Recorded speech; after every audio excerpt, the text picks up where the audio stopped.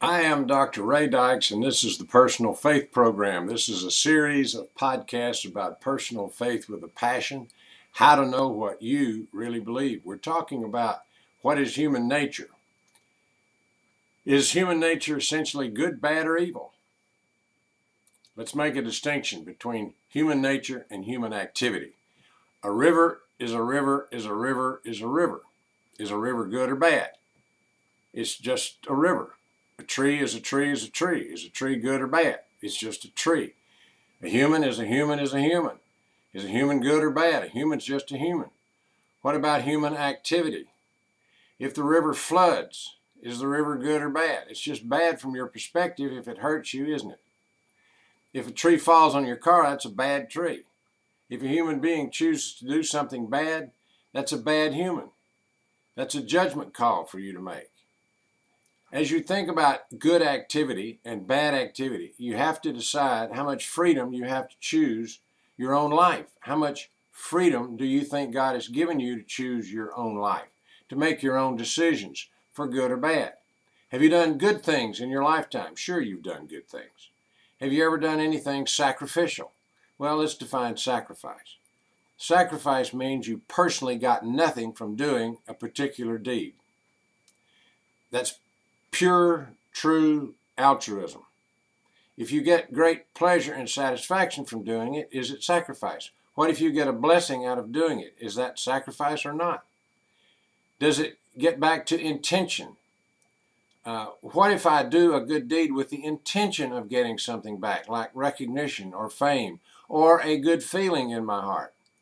What if I don't go into it with any intention whatsoever to receive anything in return, but the satisfaction comes? The word intention comes in again. It's what you intend. Think about whether sacrifice has to be a burden. Is it possible for you to do something that you think is going to be a sacrifice, yet you're willing to do it? You're making a choice. Sacrifice could mean that you choose not to do one thing, but choose to do another thing. Not with the idea of getting anything out of it, but because you love a person or institution or an ideal. In extreme situations, sacrifice can mean defeating one's own survival instinct to save the lives of others. Sacrifice and evil are both rare, but they both exist. We humans do good and bad a lot. But evil on the far side of bad and sacrifice on the far side of good are rare commodities. I encourage you to think about these definitions. Does any of this straw touch your clay? Can you use any of this to make your own belief bricks? Now I want us to talk about, when does human life begin and end? Abortion, capital punishment, euthanasia, gene therapy, cloning of human beings all beg the question of when human life begins and ends. These are considered to be some of the most controversial and difficult social issues of our lives and times. There have been and will be laws passed to deal with these issues, which means they're considered legal issues. Some of them have become political issues, and there are citizens who cast their votes for the candidate who espouses their side of the issue. But these 5 issues are not primarily social, legal, or political issues. First of all, they're issues of faith. Where you are on these issues is determined by what you believe consciously or unconsciously about human nature and human life. The faith questions are critical. When does human life begin? How you answer that question determines where you are on abortion. Which is more important to you, the quality of life or the quantity of life? Is there life in a person when there is little or no memory or brain function? When does human life end? Your answers to these questions dictate your position on euthanasia, or mercy killing, or doctor-assisted suicide. Does the state have the right to take the life of a citizen of that country when that citizen has been convicted of a heinous crime? Is it right to destroy life, even life that was created in a petri dish, in order to save human lives? Is it right to create physically identical human beings? Most people are not conscious that their positions on these issues are faith-based. They've never thought about where their social, legal, or political passion, if they're passionate, come from.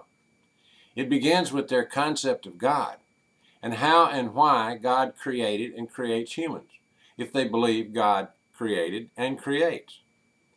It goes from there to whether they believe that every human being is endowed with an immortal soul or spirit, and if that soul or spirit is implanted at conception or birth. That has to be a part of the concept of human nature. It's very important for you to know what you believe on these important issues. But even more important that you know why you believe what you believe.